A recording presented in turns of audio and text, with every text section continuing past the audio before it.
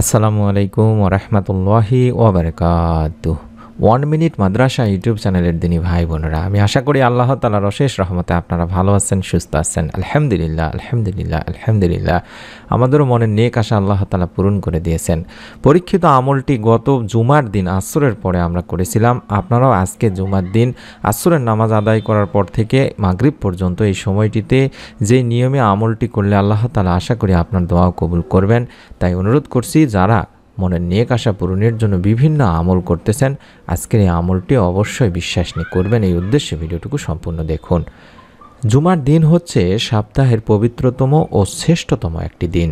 এই দিনের ইবাদত, বিশেষ কিছু ইবাদত ও বিশেষ কিছু সময় রয়েছে। আর এই বিশেষ সময়গুলোতে যদি দোয়া করা হয়, তাহলে আল্লাহ তাআলা আপনার চাওয়া, আপনার দোয়া কবুল করবেন এবং আল্লাহ তাআলার কাছে চাইলে আল্লাহ তাআলা আপনার দোয়াকে ফিরাবেন না। বান্দাকে বিশেষ অনুগ্রহে আল্লাহ রব্বুল আলামিন ভূষিত করবেন। হাদিসে জুমার দিন বিভিন্ন সময় দোয়া কবুলের কথা বলা হয়েছে দিনী ভাই বোনেরা। তবে জুমার দিন আসরের পরে দোয়া কবুল হওয়ার কথা বিশেষভাবে উল্লেখ করা হয়েছে।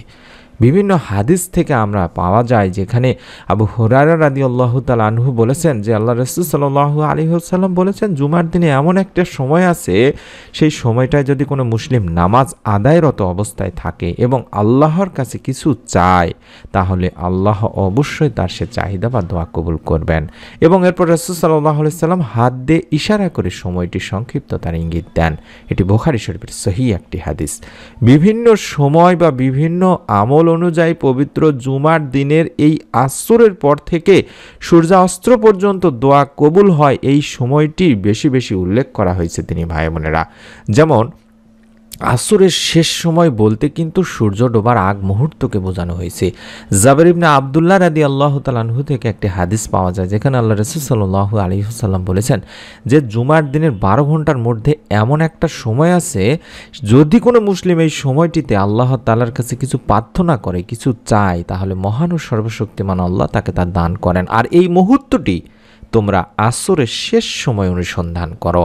যেটা বললাম যে আসরের শেষ সময় বলতেই কিন্তু সূর্য ডোবার আগ মুহূর্তকে, অর্থাৎ মাগরিবের আগ মুহূর্ত পর্যন্ত, আসর থেকে শুরু করে, তাই আমরা কোনো রিস্ক নিতে যাব না। মাগরিব আগ পর্যন্ত এবং আসর থেকে শুরু করে, বিশেষ করে বাংলাদেশের সময়ে 3টা সাড়ে 3টার পর থেকে আমরা আমলটি করা শুরু করে দেব এবং মাগরিব ওয়াক্ত হওয়ার আগ পর্যন্ত বেশি বেশি করে আল্লাহ তাআলার কাছে দোয়া চাইব, আমাদের মনে নেক আশাগুলো তুলে ধরব, একটি ছোট্ট দোয়া পড়ব, তারপরে আল্লাহ তাআলার কাছে আমাদের মনে নেক আশাগুলো তুলে ধরব। প্রথমেই আমাদেরকে যে কাজটি করতে হবে, অন্তত 100 বার আগে দরুদ পড়ে নিতে হবে। চাইলে দরুদ ইব্রাহিম পড়তে পারেন, চাইলে শুধুমাত্র সাল্লাল্লাহু আলাইহি ওয়াসাল্লাম যেটি দেখাচ্ছি এটিও পড়তে পারেন। অন্তত 100 বার আপনি পড়ে নেবেন। অথবা আপনি চাইলে আল্লাহুম্মা সাল্লি ওয়া সাল্লিম আলা নাবিয়িনা মুহাম্মাদ, এভাবেও অন্তত এই দরুদটিও 100 বার আগে পড়ে নেবেন। তারপরে আপনার কাজ হবে একটি ছোট্ট দোয়া, মনের নেক আশা পূরণের দোয়াটি অন্তত কম করে হলেও 3 বার পাঠ করবেন। আমি যেভাবে বলছি এভাবে আমলটি করবেন, আল্লাহ তাআলার কাছে চাইবেন, ইনশাআল্লাহ আল্লাহ রাব্বুল আলামিন আপনার চাওয়া পূরণ করে দেবেন। আল্লাহ তাআলা বলেন, যদি তোমাদের উপর আল্লাহর অনুগ্রহ, আল্লাহর দয়া মায়া ভালোবাসা না থাকতো, তাহলে তোমরা ধ্বংস হয়ে যেতে।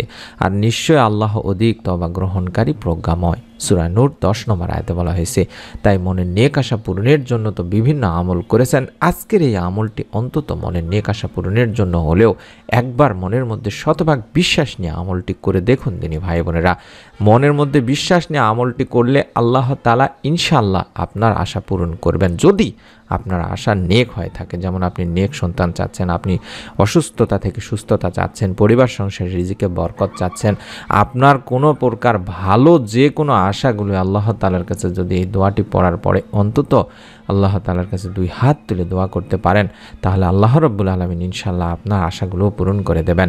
দোয়াটি আমি স্ক্রিনের মধ্যে দেখায় দিচ্ছি। আশা করছি আপনারা এই দোয়াটি অন্তত দেখে দেখে হলেও 3 বার পাঠ করবেন। আল্লাহুম্মা ইন্নী আসআলুকা বিআন্না লাকাল হামদু লা ইলাহা ইল্লা আনতাল মান্নান বাদিউস সামাওয়াতি ওয়াল আরদ ইয়া জাল জালালি ওয়াল ইকরাম ইয়া হাইয়্যু ইয়া কাইয়্যুম।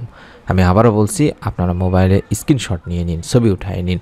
আল্লাহুম্মা ইন্নী আসআলুকা বিআন্না লাকাল হামদু লা ইলাহা ইল্লা আনতাল মান্নান বাদিউস সামাওয়াতি ওয়াল আরদ ইয়া জাল জালালি ওয়াল ইকরাম ইয়া হাইয়ু ইয়া কাইয়ুম আল্লাহুম্মা ইন্নী আসআলুকা বিআন্না লাকাল হামদু লা ইলাহা ইল্লা আনতাল মান্নান বাদিউস সামাওয়াতি ওয়াল আরদ ইয়া জাল জালালি ওয়াল ইকরাম ইয়া হাইয়ু ইয়া কাইয়ুম। আমি আশা করি আমার দিনী বোনেরা এবং দিনী ভাইয়েরা অবশ্যই মনটাকে নরম করে আজকের এই আমলটি করবেন। কোনো প্রকার চিন্তা দুনিয়াবি কোনো কিছু সমস্ত চিন্তা ভাবনা বাদ দিয়ে অন্তত আধা ঘন্টা 1 ঘন্টা সময় নিয়ে আপনারা এই আমলটি করবেন ধীর স্থিরভাবে 100 বার দরুদ পাঠ করে এই দোয়াটি অন্তত 3 বার পাঠ করে আল্লাহ রাব্বুল আলামিনের কাছে 2 হাত তুলবেন। হাত তুলে বলবেন যে হে আল্লাহ, আমি দেখাই দিচ্ছি এটার অর্থটা আপনি আল্লাহ তাআলার কাছে বলতে পারেন যে হে আল্লাহ, আমি তোমার কাছে প্রার্থনা করি, তুমি তো সব প্রশংসার মালিক, তুমি ছাড়া কোনো উপাস্য নেই, ইলাহ নেই, তুমি দয়াশীল, তুমি ক্ষমাশীল, তুমি রহমান, তুমি রাহিম, তুমি আকাশসমূহ পৃথিবীর একমাত্র সৃষ্টিকর্তা। হে মহান সম্রাট ও সর্বোচ্চ মর্যাদার অধিকারী, হে চিরঞ্জীব, হে সর্বময় ক্ষমতার অধিকারী।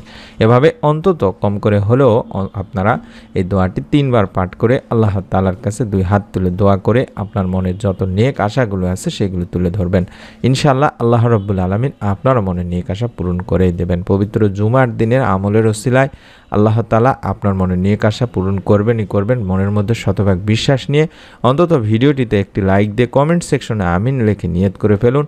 পরবর্তী নতুন আমলের ভিডিও, এইরকম পরীক্ষিত আমলের ভিডিওগুলো আমরা ইউটিউবে দেওয়ার সঙ্গে সঙ্গে যেন আপনি পেয়ে যান, তার জন্য অবশ্যই চ্যানেলটি সাবস্ক্রাইব করে বেল বাটনটি অন করে রাখতে ভুলবেন না। সকলে ভালো থাকুন, সুস্থ থাকুন। আসসালামু আলাইকুম ওয়া রাহমাতুল্লাহি ওয়া বারাকাতুহু।